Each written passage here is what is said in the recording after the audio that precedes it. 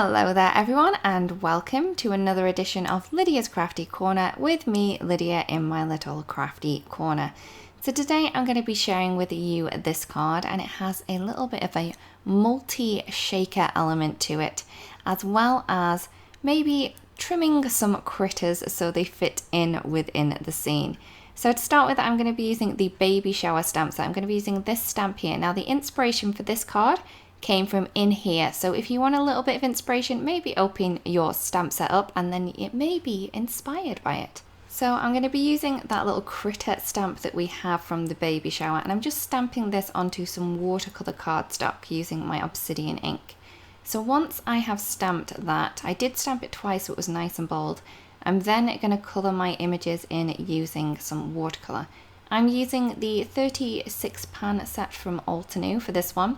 I've just used a brown for the bear's head and his arms.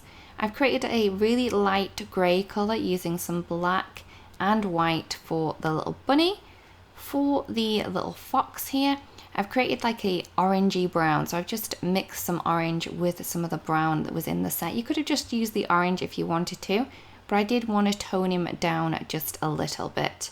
Now I only need to paint the top parts of these animals because I am only going to be using those. I did colour a little bit further down than I needed to, so you don't need to worry to do about that. So what I'm going to do is I'm colouring the little bunny's top in like a purpley colour, a blue for the bear's t-shirt, and also a bright green colour for the little bow tie of the fox. I did add a little bit of grey to the fox's face as well, just to add a little bit of shade. I'm then going to use the Halftone Circles Nesting Die Set, and what I'm going to do is I'm going to make sure that the circles that I have are going to be working well for the images. So I'm going to use these two here, and I'm going to use that smaller one twice for both the rabbit and the fox. So I have a piece of 4 1/4 by 5.5 panel of cardstock, and I'm just going to cut these circles in. These are going to be my shaker windows. So I've cut the two that I could, and then this third one, which is the same as the smaller one, I've just cut that again. Once I've done that, I'm just going to add another panel underneath, and I'm just going to mark out those circles so we can add a little bit of ink blend in. So all I'm going to do is I'm going to use a piece of scrap paper to cover the other two circles that I don't want to ink blend.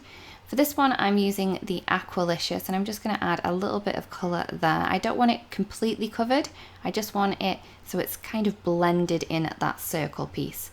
So for this middle circle here, I do need to mask off both of the other circles to the sides. And for this one, I'm going to be using the Fuchsia ink.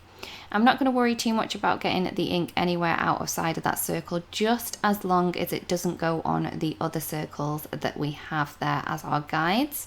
For this third one, I'm using the lime ink, so I'm just going to ink that one up, and that's all our blending complete. So that means when I pop the other panel on top of this, all it's going to show is those beautiful inked colours through there, and you don't need to worry about any mess behind there either.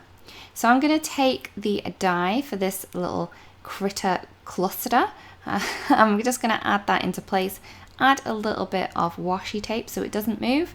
And I'm then going to take my mini blossom machine, just pop him onto the plate, and then I can run him through. So once that's done, I'm just going to do a little bit of surgery and just kind of disconnect each of the animals away from each other. And I don't need the little mouse, so I can use him on a future project, so I can move that to the side.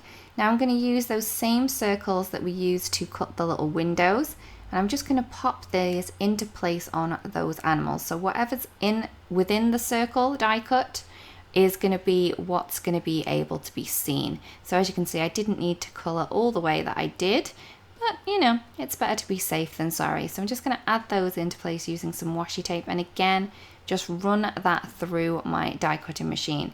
So once that has been pulled through, you can see that we're just going to have the top parts of these with that curve at the bottom, which is going to perfectly match up with the little circle that we already have die cut into the panel. So now I'm just going to get rid of any overhanging bits that I don't need from the little animal. And then once I've done the fox, I can then move on to the bunny. Same as before, I'm just going to line that up so whatever's in that circle is what's going to be seen. Add a little bit of tape, and then run her through as well. So we have a little girl in this one too.